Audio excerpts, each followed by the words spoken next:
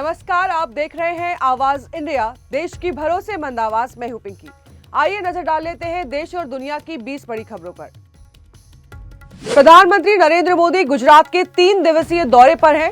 आज उन्होंने सोमनाथ स्थित पवित्र ज्योतिर्लिंग मंदिर में विशेष पूजा अर्चना की है। इसके बाद वो सोमनाथ में आयोजित शौर्य यात्रा में भी भाग लेंगे। सोमनाथ कार्यक्रम के पश्चात प्रधानमंत्री राजकोट पहुंचेंगे, जहां वे क्षेत्रीय जीवंतता शिखर सम्मेलन का उद्घाटन करेंगे। आम आदमी पार्टी ने बीजेपी पर सिख गुरुओं की कथित बेअदबी का आरोप लगाया है। आप सांसद संजय सिंह ने कहा है कि पंजाब में धार्मिक उन्माद फैलाने के लिए फर्जी वीडियो बनाया गया है और इसे प्रधानमंत्री नरेंद्र मोदी और गृह मंत्री अमित शाह के इशारे पर फैलाया गया है।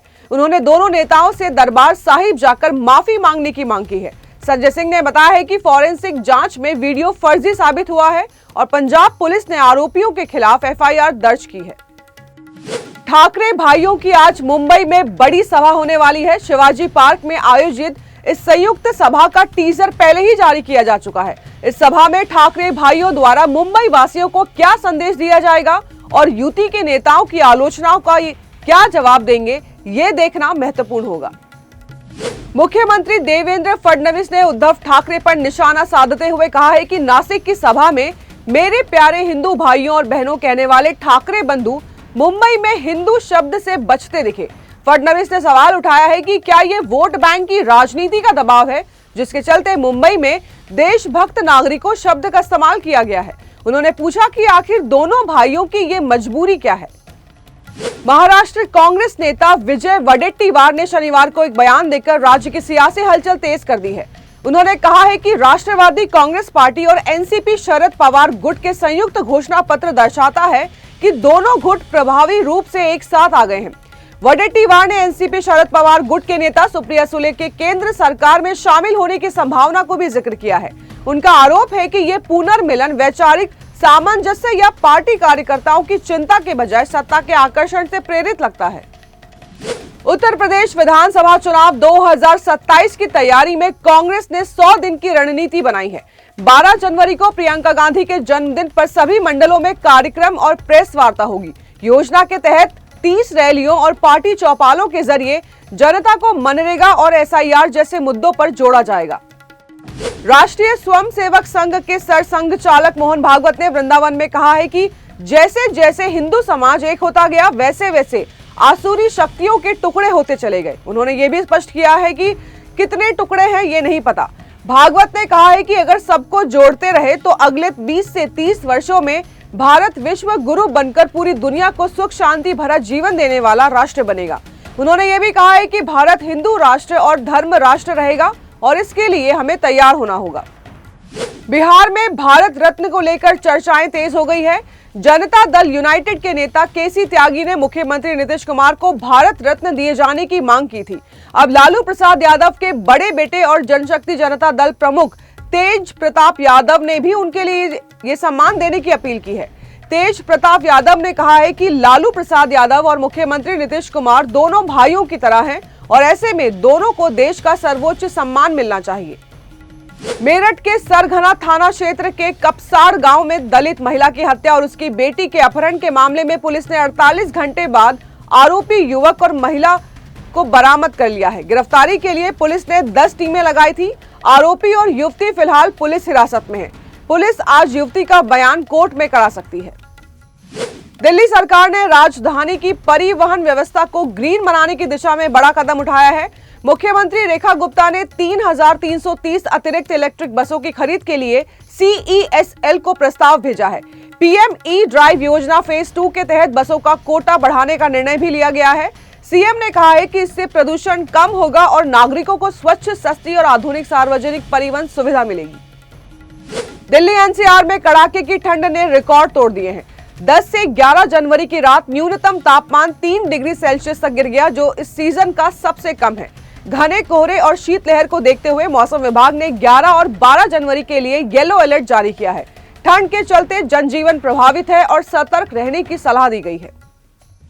दिल्ली कैंट के मानेकशॉ सेंटर में शनिवार को वेस्टर्न कमांड इन्वेस्टिचर सेरेमनी 2026 का भव्य आयोजन किया गया। इस समारोह में भारतीय सेना के 100 जवानों और अधिकारियों को उनके वीरता और विशिष्ट सेवा के लिए सम्मानित किया गया है। समारोह में शहीदों को श्रद्धांजलि अर्पित की गई है और स्वदेशी ड्रोन का प्रदर्शन भी किया गया। कार्यक्रम की अध्यक्षता वेस्टर्न कमांड के army commander lieutenant general Manoj Kumar Katiyar ने की है। उन्होंने असाधारण साहस, उत्कृष्ट नेतृत्व और देश सेवा के लिए जवानों को सम्मानित किया है। अमेरिकी सेंट्रल कमांड ने सीरिया में इस्लामिक स्टेट के ठिकानों पर बड़े पैमाने पर हवाई हमले किए। ऑपरेशन हॉकाई स्ट्राइक के तहत ये कार्रवाई अमेरिकी समय अनुसार दोपहर 12:30 पर की गई है। सेंटकॉम ने कहा है कि इसका मकसद आतंकी नेटवर्क को खत्म करना है और अमेरिका और सहयोगी बलों की सुरक्षा सुनिश्चित करना है। नासा ने घोषणा की है कि वो स्पेस एक्स क्रू 11 मिशन को अंतर्राष्ट्रीय स्पेस स्टेशन ISS से तय समय से पहले ही धरती पर वापस बुला रहा है। इसकी वजह चालक दल के एक सदस्य के साथ चिकित्सा संबंधी परेशानी है। नासा ने बताया है कि स्पेस एक्स क्रू 11 मिशन को ISS ने 14 जनवरी को अनडॉक किया जाएगा।